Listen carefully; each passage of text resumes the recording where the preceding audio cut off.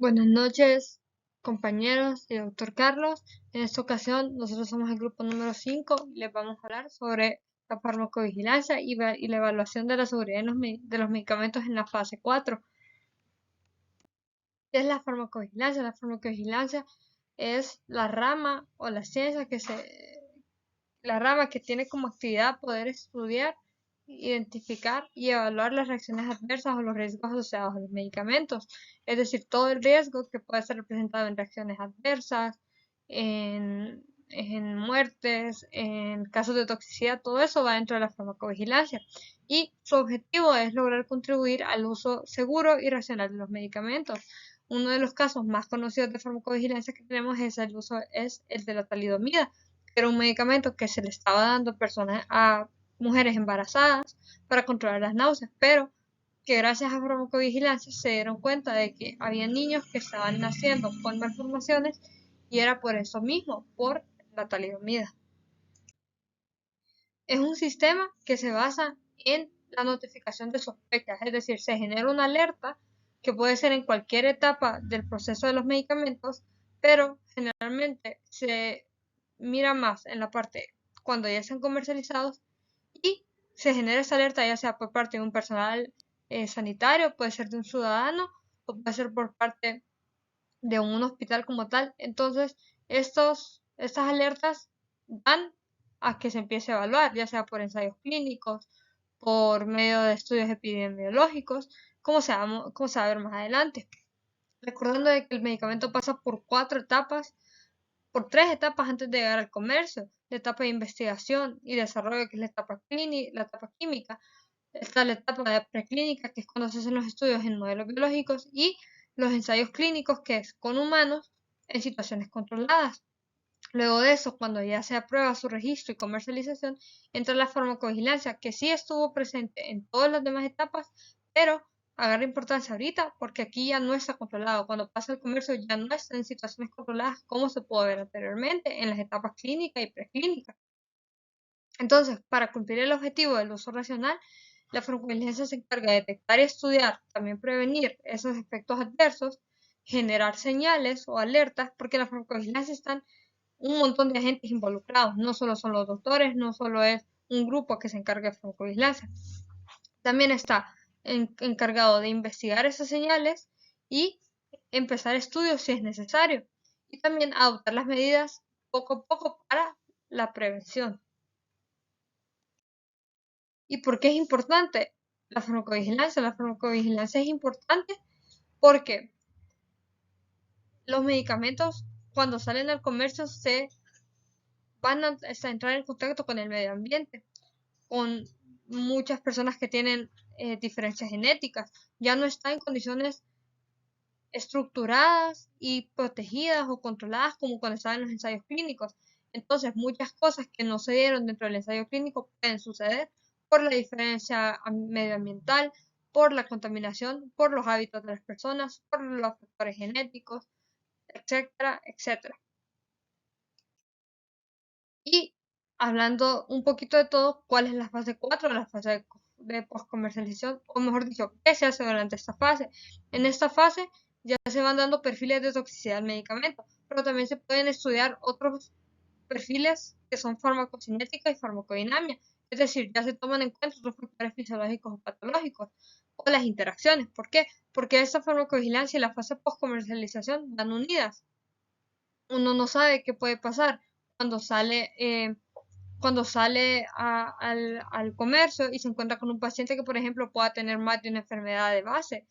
Puede tener una diabetes que puede estar combinada con otras infecciones, o que ya es en una etapa grave, mientras que en el ensayo clínico solo se utilizó con un paciente normal de diabetes.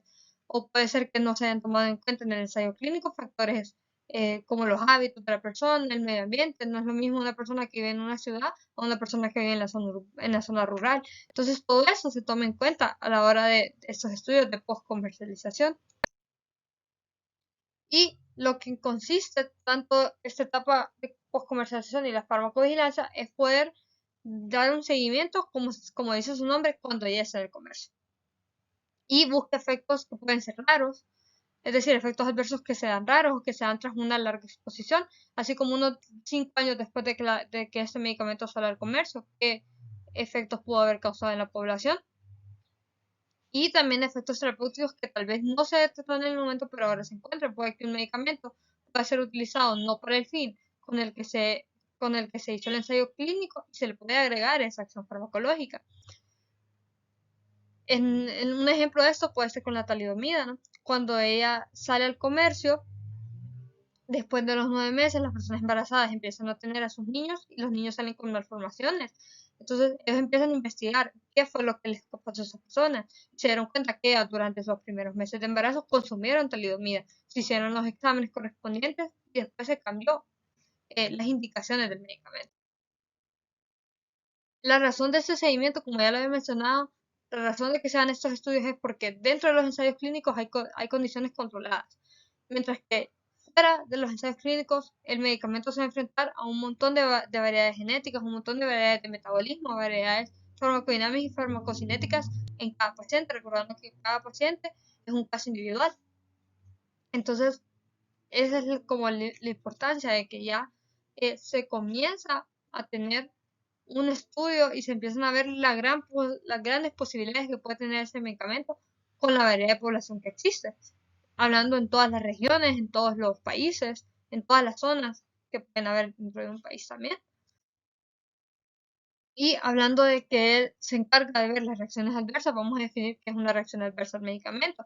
Las reacciones adversas a los medicamentos son los efectos no deseados, imprevistos o nocivos que pueden causar. Eso se pueden dar por interacciones, pueden darse de forma intencionada, no intencionada, porque puede ser que yo me tome la dosis terapéutica y me cause un efecto adverso, o puede ser de que yo empiece a tomar más de la cantidad indicada, empiece a tomar sin un control, o venga yo y diga, bueno, me voy a tomar esta porque sé que me sirve, pero no me la han, no sé cuál es la pauta, solo me la tomo porque me han dicho que sirve. Entonces puede que yo no sepa si en mi organismo me va a servir, o porque como comúnmente le dicen, le sirvió a tal persona, entonces, yo me la voy a tomar porque a mí también me va a servir, y puede que a esa persona le haya ido bien, pero a mí me cause una reacción adversa. Aquí tenemos una imagen de cuáles son algunos tipos de reacciones adversas, como dosis excesiva, dependencia, un uso inapropiado, los efectos que son reacciones del paciente como la hipersensibilidad. También está la carciogénesis, teratogenicidad. Aquí está un pequeño esquema de todos los agentes involucrados en la farmacovigilancia, como porque está la Organización Mundial de la Salud, la Acción Internacional Sanitaria, la Academia de Profesionales, compañías de productos. Todas esas personas tienen que estar atentas a cuáles son las cosas que va causando ese medicamento a medida que ya sale en el comercio, cuando ya han pasado 2 años, 3 años, 10 años. Y hablando un poco de que el objetivo de la farmacovigilancia es la seguridad de seguridad de los medicamentos, perdón, vamos a ver qué es eso. La seguridad de los medicamentos se define como el sentido positivo de la ausencia de toxicidad o riesgo. Se sabe que jamás va a ser el riesgo cero, ¿verdad? Pero la seguridad de los medicamentos busca ver que ese medicamento tenga un alto margen de seguridad y que ese medicamento pueda estar seguro para los pacientes y que las personas puedan tener también la información para tener un uso racional y seguro del medicamento. Entonces tenemos que estos efectos indeseables, el riesgo dentro de la seguridad tienen sus diferentes definiciones, porque se pueden diferenciar entre los matices de positividad y negatividad, y también la relación de la dosis y la causa, porque muchas veces puede que sea relación de que si se toma más de la dosis que hay que tomar o se toma una dosis menor y también le haga un efecto. Entonces todo tiene que ver con los estudios y cómo reacciona el organismo también. Y este riesgo también es una expresión epidemiológica porque dice cuál es la probabilidad de que suceda algo, tanto que sea una toxicidad y cuáles van a ser las consecuencias a largo plazo en la población. Y cómo es esta organización de la farmacovigilancia. Cada medicamento tiene un perfil de toxicidad. Entonces, cuando el perfil de toxicidad, cuando tiene un perfil tóxico el medicamento, pero es un perfil tóxico alto o con un margen alto de toxicidad, se tiene que empezar a hacer estudios de postcomercialización específicos que lo vigilen. Entonces, entre estos están los ensayos clínicos de fase cuarta o los epidemiológicos y de eso vamos a estudiar después. Pero eso es para ir cuantificando el riesgo, la eficacia y la seguridad que tienen. Entonces, estos perfiles, cuando tienen un medicamento que ya tiene un perfil tóxico, ya se va tomando de un solo el beneficio-riesgo del medicamento y se le dan esos estudios más rigurosos y más específicos. Pero si no hay un motivo específico de preocupación, el medicamento entra en un sistema general. Entonces, en ese sistema general, ¿qué pasa? Hay un caso de reacción adversa que se notifica y se empieza a evaluar la causalidad por un análisis de información. Luego se actualiza la información de ese medicamento tras ver todos los análisis y luego puede haber un cambio en precauciones, interacciones, reacciones adversas, etc. Entonces, ¿cuáles son los tipos de riesgo que tenemos en cuenta cuando se habla de seguridad? Es el riesgo el riesgo absoluto, que es un cociente, una división o una razón entre la población expuesta y los casos entre los casos con reacción adversa y los pacientes totales o los casos totales expuestos al medicamento.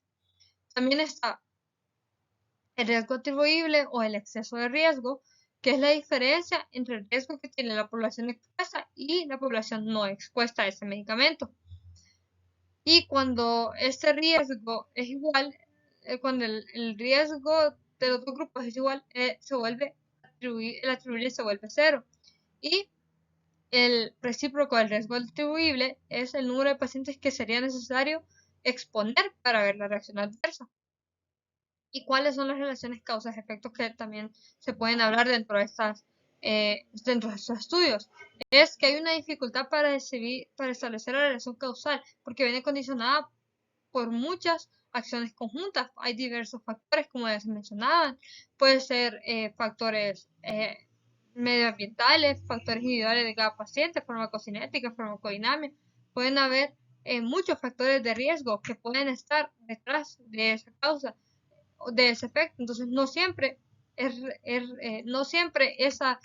efecto tiene que ver, por ejemplo, con un medicamento. Puede ser que haya sido otra situación. Entonces, esa es como la dificultad que a veces se tiene. Y es el riesgo relativo, que es el cociente entre el riesgo de la población expuesta y el riesgo de la población no expuesta. Entonces, ¿cómo se evalúa la seguridad de los medicamentos? ¿Cómo evalúa la farmacovigilancia de eso? Utiliza una evaluación no paramétrica. Entonces, entre ellos están los estudios epidemiológicos, que son estudios de tipo observacional, retrospectivos y prospectivos. Utilizan datos de la historia clínica, entrevistas con los pacientes y médicos y bases de datos específicas. Es decir, empiezan a buscar dentro de la historia, empiezan a buscar qué casos clínicos han habido, cuáles son las entrevistas de los pacientes, empiezan a ver bases de datos a ver si dentro de las investigaciones que se le han hecho salieron datos sobre esa toxicidad, sobre ese efecto adverso. Hay también estudios específicos que están como los de farmacovigilancia post-comercialización, que en este buscan entre 5.000 a 10.000 pacientes tratados con este nuevo medicamento, que es una forma sistemática. Son también los que son acontecimientos ligados a la prescripción, que lo que hace aquí es que de 5.000 a 10.000 pacientes también se tratan de monitorizar a lo largo de la dispensación. Es decir, se mira a quién se dispensó ese medicamento y se le pide a los médicos que prescribieron ese medicamento que estén viendo que el paciente no tenga reacciones adversas. Y aunque se trate o no de una toxicidad, ellos tienen que ir diciendo, bueno, el paciente tuvo esta reacción y esta reacción era normal y esta reacción no era normal. Y cómo es como la supervisión. Hay un médico general que prescribe, la farmacia, hay un departamento de tramitación de recetas, entonces ellos guardan una fotocopia de esa prescripción, se lleva a a un departamento de vigilancia y ellos envían una tarjeta verde si está en condiciones de una buena razón o van enviando una tarjeta dependiendo de cuál sea la evaluación que se debe hacer. Están los estudios de cohorte y caso control, que son estudios epidemiológicos, como los que mencionamos anteriormente al inicio, que son observacionales y se trata de ver dos poblaciones, una expuesta al tratamiento y otra que no lo recibe. y trata de ver reacciones adversas nuevas. Son más adecuados para fijar una hipótesis, como yo tengo la hipótesis de que este medicamento puede causar X reacción adversa. Entonces uso un estudio de cohorte y caso control. ¿Cuál es la diferencia? Los estudios de cohorte se tratan de ver hacia el futuro, buscan una enfermedad a futuro, como qué puede causar eso, una hipótesis. Mientras que dentro de los de casos control, se miran a partir de una enfermedad si ese medicamento puede ser un factor de riesgo para que la cause. Y finalmente tenemos los ensayos clínicos. Estos ensayos clínicos son los métodos experimentales utilizados para ver la relación causa y efecto. Y permiten causar dos poblaciones, pero en eso ya se está viendo, se mira la historia clínica, se mira, se pone no se mira la historia clínica, perdón, pero se hacen ensayos con esas poblaciones, es decir, viene y los ensayos clínicos pueden ir con un caso control o después de un caso control, porque ya se empiezan a ver de cohorte y control, porque ya se empiezan a ver, bueno, tenemos estas dos poblaciones, pero quiero ver qué pasa si vuelvo a hacer esos estudios actualmente. Si ahorita en realidad con la población, si en el pasado pasó esto, si en la población actual, por ejemplo, puede pasar esto. Los ensayos clínicos van dentro también de los que se usan para los estudios epidemiológicos y se usan también para el desarrollo de los medicamentos. Son los ensayos que nosotros conocemos mayormente y de hecho son los más conocidos de los usos que se utilizan. Y esta es la forma en la que la farmacovigilancia se evalúa. Muchas gracias. Aquí tenemos las referencias. Así que muchas gracias y si tienen alguna duda se puede hacer a través del foro.